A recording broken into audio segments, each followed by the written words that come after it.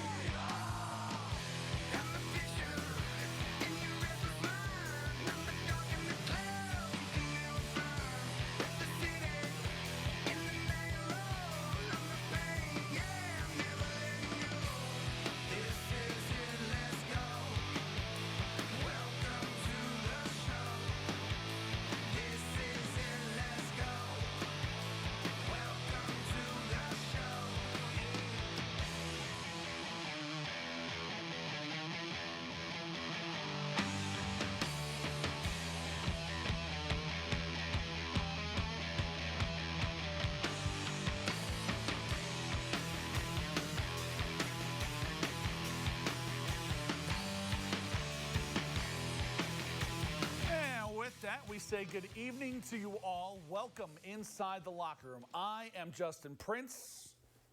As you can see, flying solo tonight. Elijah Collins, somewhere in the northern half of the state.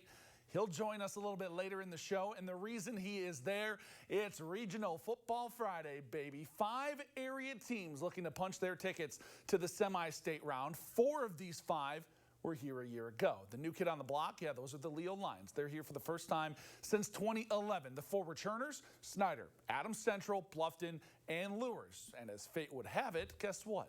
Bluffton and Luers get to battle for a 2A regional championship again tonight. It's a rematch from last year's regional championship. Luers won that game 35-6, advanced to semi-state where they lost to Andreans. So it was the locker room game of the week last year, and it is your locker room game of the week this year as well. Number 8, Bluffton visiting 7th-ranked Luers at Luers Field. Let's head down to the south side of town. Tigers come in 10-2 on the season. They beat Eastern 41-6 last week. Knights, they're 9-3. They took down Manchester 42-0 in their sectional title game, and they got the fun started tonight. First quarter, Gio Jimenez takes the handoff, finds the seam, picks up a nice chunk of yards for the Luers first down. That would lead to a field goal. Knights go up 3. Second quarter, Bluffton looking to answer. Braxton Betancourt takes it himself. Off down the sideline, picks up a nice big chunk of yards and a first down. That drive would stall. They'd have to punt, and defense, the name of the game the rest of the half. Jimenez swallowed up by big Johnny Cruz in the second quarter.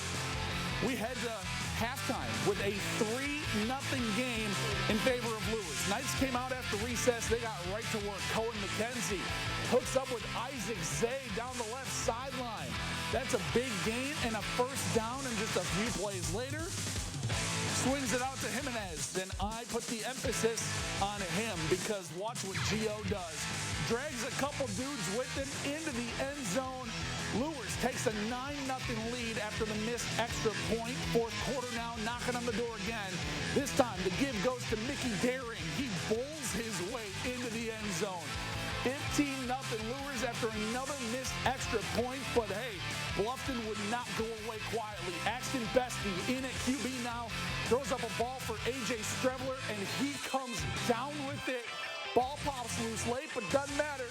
Call the TD on the field. Bluffton's on the board. They're down 8. They get one last chance late in the game. Fourth down, Bestie flush from the pocket, and he gets picked by Jacob Felger with just seconds to play. That would end Bluffton's season. Luers kneels out the clock, and they come away with another regional title. 15-7, your final. This one feels a lot better, you know. Last year, came in young, wasn't expecting much. This year, they wanted to fight. And all the interviews, they want Bishop Luers. They've been waiting for Bishop Luers. Well, they got us. Oh, man, we just played with that chip on our shoulder. We knew we had to come out here, have one of our best games of the season. We had a crazy week of practice. We slacked off a little bit last week, so we knew how to come together, put it together. And, hey, I guess they said we ain't have them dogs, but as you can see, look around. We got everything a team needs. Just being here a lot, you know what I'm saying? I just feel like the job's not finished yet, so I'm ready to go on to the next week, semi-state, and get to state. Congrats to the Knights, and who are they going to get? They're going to play Lafayette Central Catholic in semi-state next week. LCC taking on LaVille 22-0. That means Luers will host LCC for the semi-state North title next week at Luers Field. All right, bumping up to Class 4A now. Number 10 Leo making their first appearance in regionals since 2011, visiting undefeated number 5 Ole Miss. Leo leads 8-0 in this one.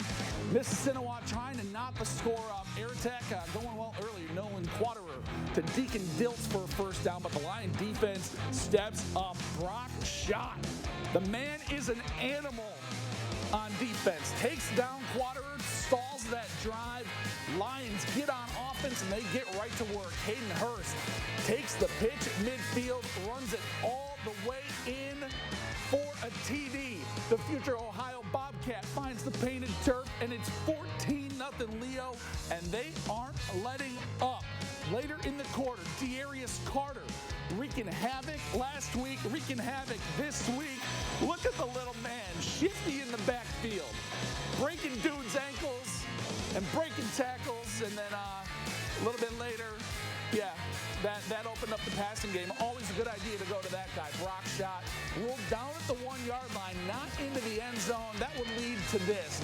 Anthony Nicolau powers in, gives Leo a 21-0 lead going to the half. And the Lions, they weren't going to be denied tonight. They double their lead in the third quarter. The Indians, a little bit of life in them. Clock running out. Quaterer finds Diltz for a touchdown. You know what? Hey, you got on the board. Congrats. But Leo, they are your regional champs for the first time since 2011. Lions roll 41-7.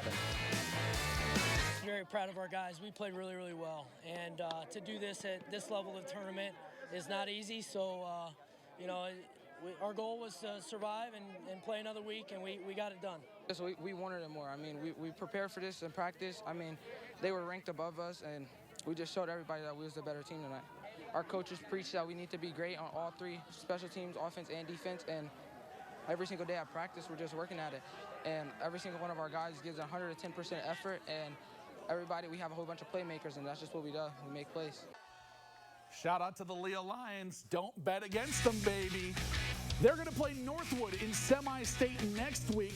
Northwood taking down New Prairie tonight, 38-14. And guess what? That game will be at Leo for the semi-state 4A North title. All right. That is going to take care of business for classes 2A and 4A. But don't go anywhere. We still got plenty more football to come. We check in with classes 1A and 5A. Snider, Adams Central, both looking to punch tickets to semi-state tonight. We've got highlights from both next in the locker room. This is the locker room. All right, welcome back inside the locker room, everyone. Well, the Bluffton Luers game, yeah, it wasn't the only rematch we saw tonight in the regional round for football. You may remember last year, Snider and Mishawaka, they met up in the 5A regional championship with the Panthers putting together an impressive second half in a 41-27 victory over the Cavemen to advance to semi-state. These two once again get to meet up with a regional title on the line. Who's moving on? Who's going home? Let's get you up to Steel Stadium in Mishawaka. Our Elijah Collins making the trip. We've got highlights. 5A number 2 Snider visiting the 9th-ranked Cavemen tonight. First drive for the Panthers. Kieron Billingsley swings it over to Trevor Jarvis. Cuts up field for the first down. And plenty more. Snider's first big play of many for the night. Same drive, ball on the 5 now. Handoff to Uriah Buchanan. He punches it in for the first score of the night. Snider takes an early 7-0 lead. But the Mishawaka Cavemen, they would battle back. Second quarter's 10-0 now. Brady Fisher fakes the handoff, finds a man right up the middle. That's Ethan Bryce with the snag and some real estate in front of him. Gets all the way to the 13, but the Panthers D steps up. Mishawaka settles for just 3 thanks to that field goal from Lucas Larson.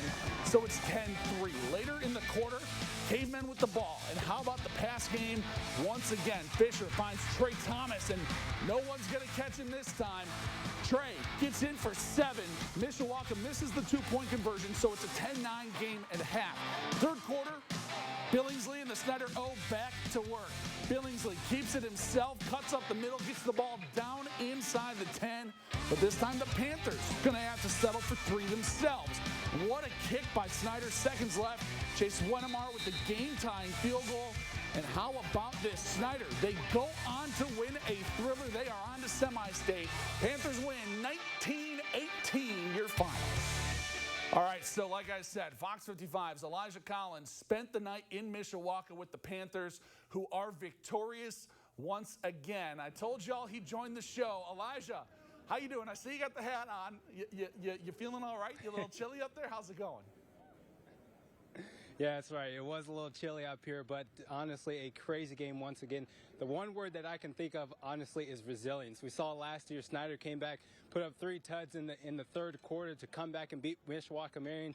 And tonight they were resilient once again, but this time it was from the special teams. First, it was senior kicker Chase Wennemar, who had a couple big field goals to hold Snider the lead, but it was all about Mong Tung, the sophomore kicker tonight, who had the game-winning field goal.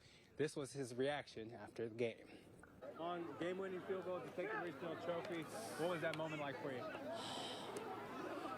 Bro, a lot of nerves going through my head, but like the last 4 seconds, man, I just had to make the kick. Emotional moment for you. Looks like obviously you got some support behind you. Just to have this moment, what does it mean for you? Bro, it means a lot. Bro, that's amazing. I could have done it without my team, my O-line, my holder, my long snapper, but everyone. All right, so a big moment for Snider there. They once again pick up another regional title. It's their 8th regional title in program history. They're going to go back to semi-state, but they're going to face a different opponent. Valparaiso got knocked down by Maryville tonight, so it'll be a good semi-state battle. We'll see come next Friday. Reporting live in Mishawaka, Elijah Collins, Fox 55 Sports. All right, Elijah, thank you very much. Before you head out real quick, just kind of, what was the mood on that Snider sideline like for most of this game? Like you said, they were resilient. Last year, they got big play after big play after big play, especially from Kamari Juarez. They missed him this year, but just kind of take me through this one. Kind of, what was it like on the sideline? Did you ever sense that this game was in question? Honestly, I think it was the first quarter when I was walking up and down the sideline. I had heard Uriah Buchanan emphasizing, we need to score, we need to score. Last year, we saw this offense was going toe-to-toe, but tonight it was a defensive game. So there was a little doubt, I feel like, on the sidelines of Snider, but there was a big interception in that second half, and I think really steamrolled and kind of lit the momentum to Snider. So I think that's what really got them going tonight. All right, big thanks, Elijah. Appreciate you making the trip. Safe travels back. Warm up those hands, my guy. All right, moving on in football. For the 3rd straight year, Adams Central is a part of the regional round. The Jets eyeing a 3rd straight trip to state. Once again, just 2 games away from a return appearance to Lucas Oil Stadium. Tonight, a tough test awaits Michael Mosier and company, though. Undefeated 1A number 2 AC making the trip to Flora County to visit undefeated 1A number 3 Carroll. After defensive stops for both Carroll and AC, Jets knocking at the door. And they'll break in, puts the first 6 up in the first quarter. PAT good. Jets go up 7. Carroll, again, unable to generate offense on their next drive. AC in position again. This time, and it's nothing Adams Central. Second quarter, Cougars trying to make something of this game. Luke Tanner launches to Trent Metzger. Coaches want helmet to helmet. Don't get the call. Carroll still rolling, though. Tanner dumps to Keegan Ellis. Ellis dodging a few tackles. Gets going down the sideline within the Jets' 15. However, AC's defense stays strong. 4th and 13. Carroll goes for it, but fails to convert. Jets drive the length of the field, then hit a last second field goal, before the end of the first half to make it 17-0. And once again, the Jets roll. They win 29-0. They are on to semi-state for another season in a row, where they're going to face a familiar foe. They're going to play North Judson. However, this time, they don't have to go all the way to North Judson. AC will host North Judson next Friday night for the 1A North semi-state title.